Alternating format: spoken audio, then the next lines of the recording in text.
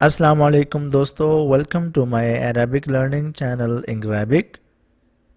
دوستو اس لیسن میں ہم عربک گرامر سیریز کا سبق نمبر 5 دیکھیں گے، جس کا عنوان ہے مبنی اسما۔ عنوان کیا ہے اس لیسن کا؟ مبنی اسما۔ اور یہ ہمارا بالکل بیسک عربک گرامر کا کورس ہے۔ 4 اسباق اس کے ہم پہلے پڑھ چکے ہیں، جس میں ہم نے اسم سے شروع کیا ہے گرامر کو، اور آہستہ آہستہ پڑھتے پڑھتے ہم آج مبنی اسما کے ٹاپک کو کور کریں گے۔ اور انشاءاللہ اگر آپ یہ کورس میرے ساتھ، یہ پلے لسٹ میرے ساتھ پوری دیکھتے ہیں، تو میں گارنٹی دیتا ہوں کہ آپ کی عربک گرامر پر ایک بہت اچھی گرفت بن جائے گی، اور آپ عربک گرامر میں کسی بھی جگہ پر فیل نہیں ہو سکتے۔ لیکن شرط کیا ہے کہ آپ یہ لیسن، یہ کورس میرے ساتھ دیکھیں۔ اگر میں آپ کو ہلکا سا ریوائنڈ دوں تو ہم نے اس لیسن کو شروع کیا تھا اسم سے، جس میں ہم نے پڑھا کہ اسم کی پہچان کے لیے یا اسم کو کسی بھی کلمہ میں، کسی بھی جملے میں استعمال کرنے کے لیے ہمیں 4 چیزوں کی ضرورت ہوتی ہے۔ اگر ان 4 میں سے کوئی بھی چیز مس ہے، ہمیں اس کا پتہ نہیں ہے، آئیڈیا نہیں ہے، تو ہم اسم کو جملے میں استعمال نہیں کر سکتے۔ سب سے پہلی چیز تھی اعراب، اس کے بعد تھی جنس، پھر تھا عدد، اور آخر میں ہے وسعت۔ یہ 4 چیزیں ایسی ہیں کہ ہمیں ان چیزوں کے بارے میں علم ہونا ضروری ہے اگر ہم کسی بھی اسم کو جملہ میں استعمال کرنا چاہتے ہیں۔ تو پھر ہم نے اعراب سے اپنی اس گرامر کی سیریز کا آغاز کیا تھا، اور ہم نے دیکھا تھا کہ اعراب کے لحاظ سے اسم کی 2 قسمیں ہوتی ہیں۔ اعراب کے لحاظ سے اسم کی 2 اقسام ہوتی ہیں۔ پہلی کیا ہے؟ معرب اسما، اور دوسری کیا تھی؟ مبنی اسما۔ پھر ہم نے دیکھا کہ معرب اسما میں مزید آگے اسم 2 حصوں میں، 2 اقسام میں منقسم ہے۔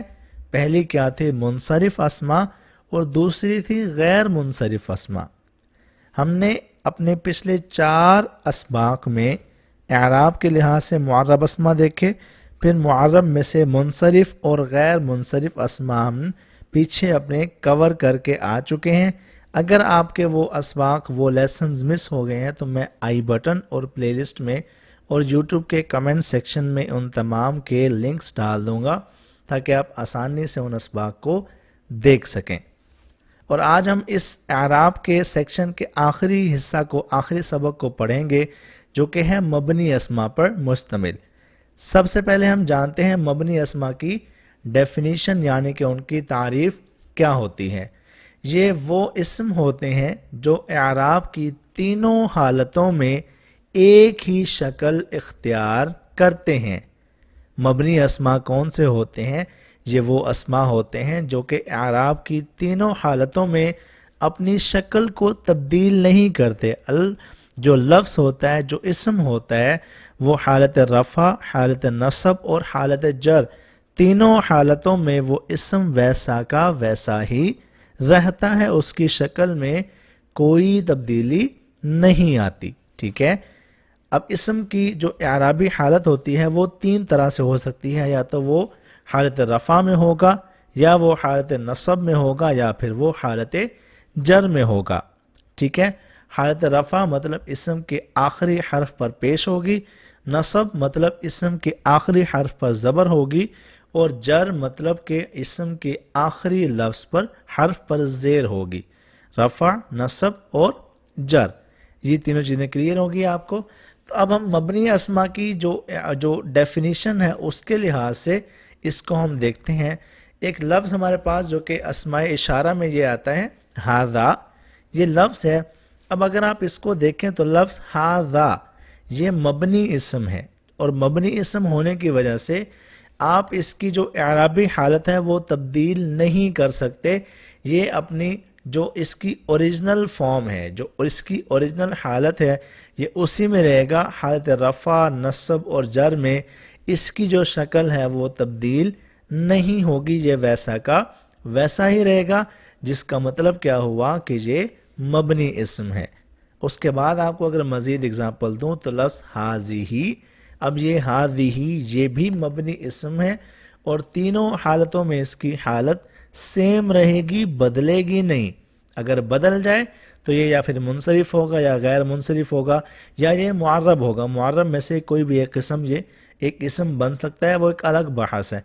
लेकिन अब चूंकि इनकी हालत तब्दील नहीं हो रही तो मतलब क्या हुआ कि ये मबनी इसम है।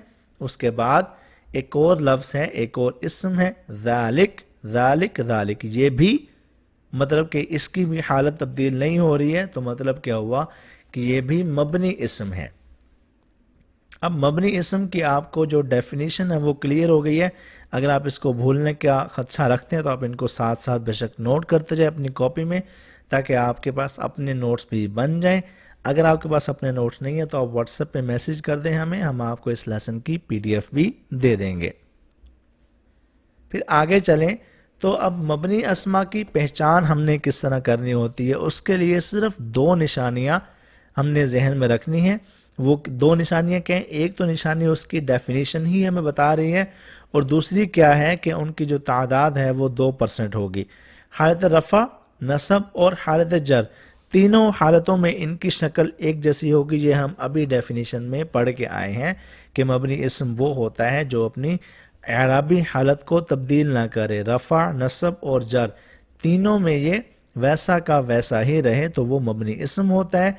और फिर हमने देखा, फिर हमने इसकी जो दूसरी पहचान है वो है कि इनकी तादाद है वो सिर्फ 2% है।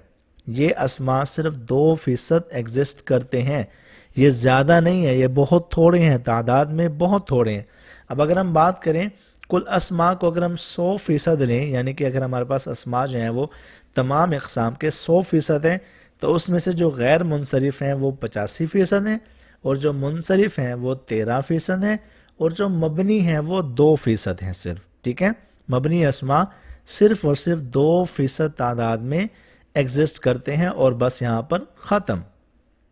फिर ये है कि हमने इनकी अब पहचान के लिए तकरीबन 4 ग्रुप बनाए हैं, जो कि हम बारी बारी अब इन ग्रुप्स को देखते हैं, जिनके ज़रिए हमें इन्हें मज़ीद समझने में आसानी हो जाएगी।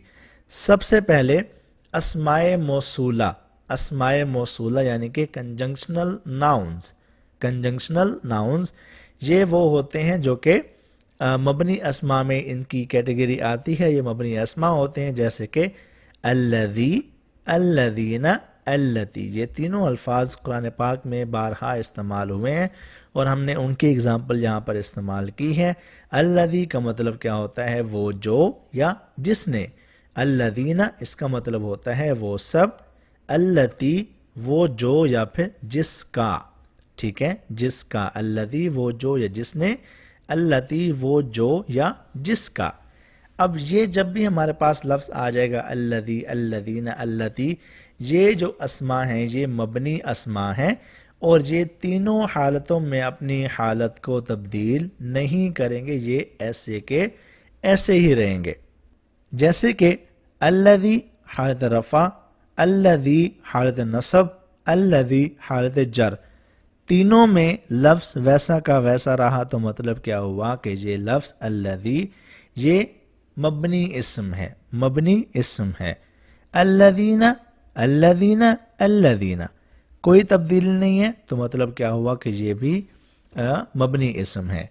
फिर आखिर में क्या है? अल्लती, अल्लती, अल्लती।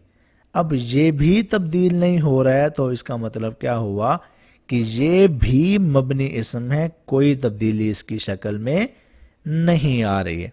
ये हो गया हमारा पहला ग्रुप कि जिसके ज़रिए हमें क्लासिफाई करने में, कैटेगराइज करने में आसानी हो कि मबनी इस्म कौन सा होता है।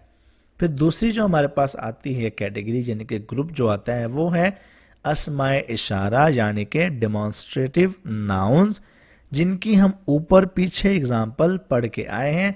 हादा, हादिही, ज़ालिका, तिलका, ये तमाम के तमाम जो हैं ये मबनी अस्मा हैं। ये और भी हैं, हमने सिर्फ मिसाल में समझाने के लिए आपको सबक में ये 4 लिए हैं, वरना ये बेशुमार हैं। मुज़क्कर, मुअन्नस और वाहिद जमा के लिहाज से ये बहुत ज़्यादा हैं। तो आगे हम जाके इनकी एग्जांपल्स देखते हैं। एग्जांपल में क्या है? हादा, हादा, हादा, हालत रफ़ा, हालत नसब और हालत जर, तीनों में ये अपनी शक्ल को बरकरार रखेगा।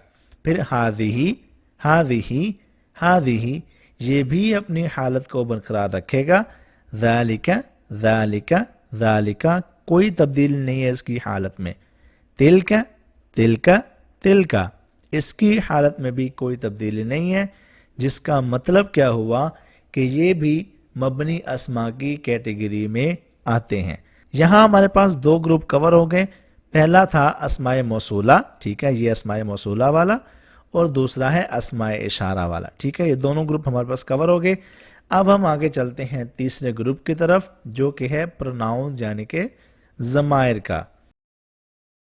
अब प्रोनाउन जो है, अगर आप इनकी डेफिनेशन इनकी तारीफ अगर आप सुनना चाहें तो ये वो अल्फाज होते हैं जो किसी शख्स के नाम की जगह पर इस्तेमाल किए जाते हैं। यानी कि एक शख्स का नाम अहमद है तो मैं उसको मुखातिब करके कहूँगा हुआ अंता, तो ये जो अल्फाज हैं हुआ अंता अना नहनु, ये तमाम अल्फाज प्रोनाउंस में आते हैं, ज़मायर कहलाते हैं, और ये भी मबनी अस्मा होते हैं, इनकी भी हालत तब्दील नहीं होती, जैसे कि एग्जाम्पल में है हालत रफ़ा, नसब और जर, ठीक है, हुआ हुआ हुआ, हिया हिया हिया, कोई तब्दीली नहीं है। इसी तरह अंत अंत अंत, अना अना अना, और नहनु नहनु नहनु। आप देख लें ये पांचों के पांचों अल्फाज मैंने आराब की तीनों हालतों में इस्तेमाल किए, और तीनों हालतों में ये तमाम के तमाम अल्फाज वैसे के वैसे रहे, इनकी शक्ल में तब्दीली नहीं आई। तो मतलब क्या हुआ कि जो ज़मायर होती हैं ये भी मबनी अस्मा में ही लाई करती हैं, मबनी अस्मा में ही ये आती हैं। फिर आखिरी जो हमारे पास ग्रुप है वो है अस्माए इस्तिफ़हाम का, जो कि इंटरोगेटिव नाउन्स का होता है, जो सवाल करने के लिए इस्तेमाल होते हैं, यानी कि क्वेश्चन वर्ड्स होते हैं जो सवाल करने के लिए अल्फाज इस्तेमाल होते हैं, वो भी मबनी अस्मा की कैटेगरी में लाई करते हैं। तो क्या है, आइना, कम, माज़ा, मता, ये कुछ अल्फाज मैंने लिए हैं सवाल करने के लिए, तो आप बहुत से अल्फाज इस्तेमाल करते हैं, तो मैंने कुछ मिसाल ले ली यहाँ पर समझाने के लिए। अब इनको हम जब इस्तेमाल करते हैं आराब की हालतों में तो आपके सामने हैं आइना आइना आइना, कोई तब्दीली नहीं है, कम कम कम, कोई तब्दीली नहीं, माज़ा माज़ा माज़ा, कोई तब्दीली नहीं। इसी तरह मता मता मता, ये भी वैसा का वैसा रहेगा। लफ्ज़ कैफ़ा कैफ़ा कैफ़ा, ये भी वैसा का वैसा ही रहेगा, इसकी आराबी हालत में कोई तब्दीली नहीं आएगी। तो यहाँ पर हमारी चारों ग्रुप हमारे जो हैं इसके मबनी अस्मा के वो कवर हो गए। इन चार ग्रुप्स में से कोई भी लफ्ज़ आपके सामने आ जाए तो मुझे उम्मीद है कि आप अब समझ जाएंगे कि ये लफ्ज़ मबनी अस्मा में आता है। उसकी वजह क्या होगी कि वो अपनी आराबी हालत को तब्दील नहीं करेगा। मबनी अस्मा में जो लफ्ज़ आता है वो अपनी आराबी हालत को तब्दील नहीं करेगा, वो वैसा का वैसा ही रहेगा। तो यहाँ पर हमारा जो है अब आराब का सेक्शन कवर हो गया।